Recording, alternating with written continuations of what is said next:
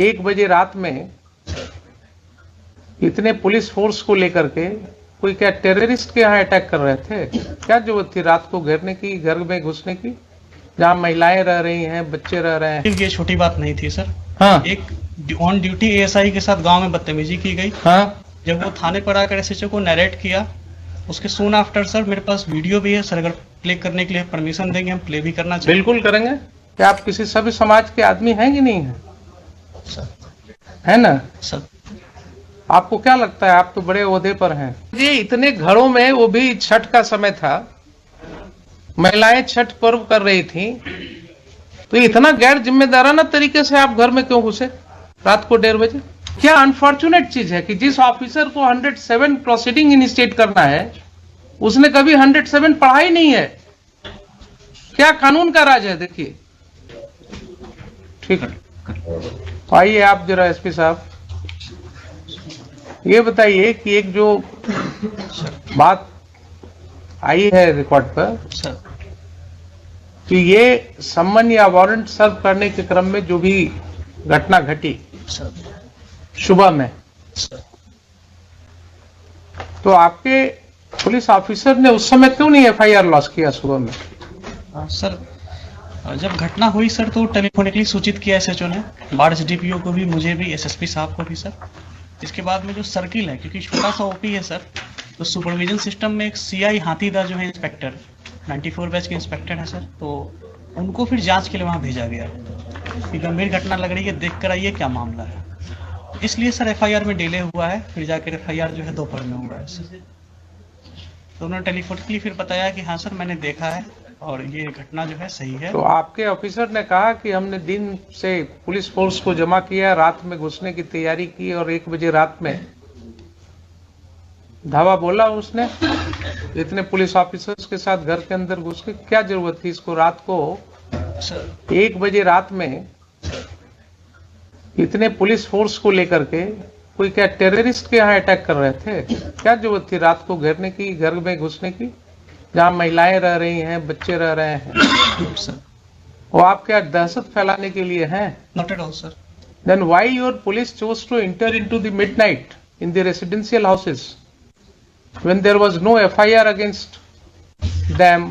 आपने सुन ही लिया कि 107 का प्रोसीडिंग किस तरह से शुरू करवाया गया, सर सुन लिया ना आपने? सर तो आपकी पुलिस फोर्स को 1 बजे रात में सर गांव में मल्टीपल हाउसेज में इंटर करने की क्या जरूरत थी? ऐसी कौन से टेररिस्ट थे वहां, कौन से ऐसे गुनाहगार थे जिनके लिए रात को आपको घेरने की जरूरत थी? कोई है एक्सप्लेनेशन इसका? सर वो एफआईआर हुई थी तो उसी के एफआईआर तो बहुत होते हैं आपके पास एसपी साहब, एफआईआर तो बहुत होते हैं, सीरियस ऑफेंसेस के एफआईआर होते हैं। ये सब ऑफेंसेस क्या थे? कुछ नहीं थे। आपके ओपी में देख ही लिया आपने कि सम्मन भी नहीं प्रॉपर सर्विस हुआ, कोई रिकॉर्ड नहीं है। एलिगेशंस है कि साहब पुलिस वाले उसी सम्मन के आधार पर लोगों को और वारंट के आधार पर लोगों को धमका रहे थे, तो उसके वजह से कुछ लोगों ने उसका विरोध किया, और विरोध किया तो उसके ऊपर ये कार्रवाई हुई रात में, आधी रात को घुस गए आप लोग घर में। क्या आप किसी सभ्य समाज के आदमी हैं कि नहीं है? है ना सर? आपको क्या लगता है, आप तो बड़े ओहदे पर हैं, क्या इस तरह की घटना में रात को 1 बजे पुलिस को घर में घुसने की जरूरत होनी चाहिए? सर एसएचओ ने एक्सप्लेन किया कि जो पैरामिलिट्री बीएसएफ थी सर, हाँ, वो इलेक्शन पर्पज से दी गई थी, हाँ, नियर बाई स्टेशन थी वहां पे, राइट। तो उसको इनपुट मिला कि जो कांड में अक्यूज्ड हैं वो घर पे हो सकते हैं, उसने सर रेड किया था। फिर हमें इंटीमेट किया कि ठीक है, मान तो लिया कि घर में हो सकते हैं सर। हमारा कहना है कि वो कांड कौन सा ऐसा कांड था जिसके लिए रात को 1 बजे आपको घुसने की जरूरत थी रेसिडेंशियल हाउस में? कोई ऐसा कांड होता, कोई ऐसी बात होती कि जिसके लिए बिल्कुल नैब करना है, कोई किसी के घर से ना आपको कोई आर्म मिला, न कोई एक ठो जिंदा कारतूस मिला, तो आपका इनपुट क्या था? नहीं था। रात को 1 बजे रात में कौन सी ऐसी घटना थी जिसके लिए आप घुस गए? ये भी आपका नहीं है केस कि हाँ कोई आपको ऐसा इनपुट था कि साहब काफी हथियार का जखीरा वहां रखा हुआ है गांव में, इतने लोगों के घर में, इसके लिए रेड करने गए थे आप? और कोई कांड तो ऐसी थी नहीं। इस तरह का तो रोज आप लोग देखते हैं गांव में, छोटी छोटी सी बातें होती रहती हैं। ये तो बहुत छोटी सी बात मेरे ख्याल से थी। अगर आप रूरल के एसपी हैं तो आपको गांव की समाज की हालत पता होनी चाहिए। Sir, in my humble perspective ये छोटी बात नहीं थी सर।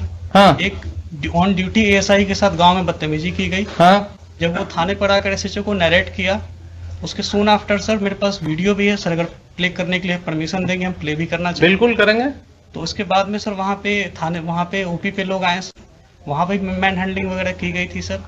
फिर एक सीआई साहब को जब हम लोगों ने भेजा सर, तो उन्होंने भी बताया कि हाँ सर यहाँ पे ऐसी स्थिति है। तो इसमें सर मुझे लगता है सर कि इलेक्शन 3-4 तो दिन आप सीनियर पुलिस ऑफिसर थे जनाब, आप सीनियर पुलिस ऑफिसर थे। अगर कोई ऐसी बात हुई थी कि गांव वालों का आक्रोश था कि पुलिस, गांव वालों का कहना है कि पुलिस वाले आकर के धमका रहे थे कि साहब वारंट है, क्या है वो है, आपने देख ही लिया किस तरह से एसडीएम साहब ने सम्मन और वारंट कर दिया। चूंकि समय कम था इसलिए कानून की कोई बात ही नहीं हुई। तो अगर गांव वालों ने ये आक्रोश किया और उसमें विरोध हुआ तो आपको एक प्रिलिमिनरी इंक्वायरी भी तो करनी चाहिए थी। उसमें गांव के 10 लोगों को, समाज में जो आपकी सिविल सोसाइटी है वो किस चीज के लिए है? आप दुर्गा पूजा में मीटिंग करते हैं शांति सद्भाव बनाए रखने के लिए, आप क्या गांव में मीटिंग नहीं कर सकते हैं? 10 लोग को लेकर के आप गांव में बैठ करके चीजों को नहीं सुलझा सकते हैं? आप किस तरह के ऑफिसर हैं? आपने पुलिस फोर्स भेजा कि ठीक है दिन भर शांत रहो, रात को 1 बजे घुसना है घर में।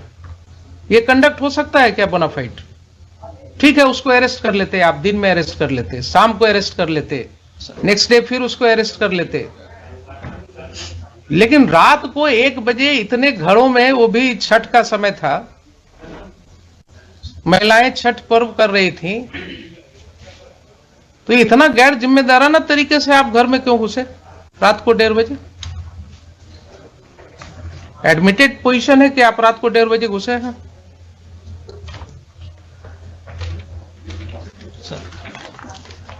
आप जस्टिफाई कर सकते हैं अपने इस कंडक्ट को? मान लिया पुलिस के ऊपर आक्रोश था लोगों का, लोगों का आक्रोश हो सकता है, गलत भी हो सकता है, लेकिन कोई ऐसी घटना नहीं है कि अगर आक्रोश हुआ तो उसको सुलझाया नहीं जा सकता है। दे वर नॉट टेररिस्ट्स।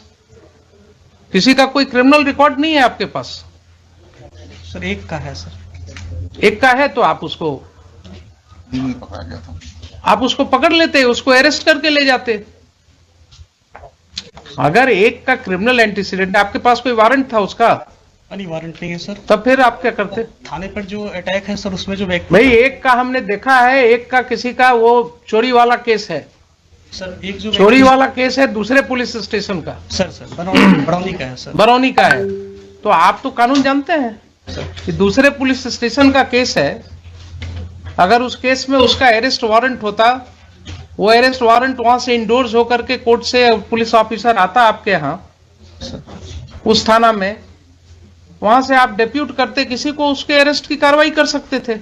लेकिन आप कर रहे हैं कि उसका भी कोई वारंट ऑफ अरेस्ट नहीं था। सर एक सबमिशन है सर कि ये जो 107 की प्रोसीडिंग की जो एस्पेक्ट सामने आए हैं सर, उस समय तक ये नहीं थे सामने में सर। दूसरा कि जो हम लोगों की जो भी रेड, एक चीज बताइए सर, क्यों नहीं थे उस समय तक आपके सामने? आप और एसडीएम साहब, आप ही दोनों पर जिम्मेवारी थी ना कानून को समझने की। एसडीपीओ है लोकली वहाँ पे सर, एसडीपीओ बार, एसडीएम बार, जो भी है सर। तो एसडीपीओ बार या एसडीएम बार सर, इन्हीं की जिम्मेवारी है ना सेक्शन 107 सीआरपीसी पढ़ने की। सर अगर इन्होंने नहीं पढ़ा और गलत कार्रवाई की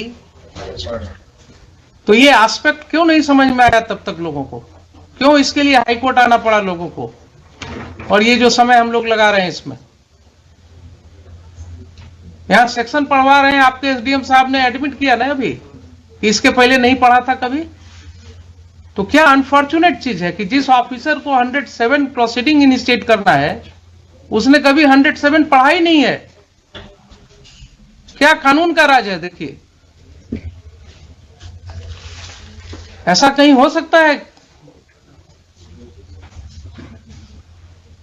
नैतिकता के तौर पर कानूनन तो छोड़ दीजिए, he is incapacitated to remain SDM of the district और द प्लेस सब डिवीजन।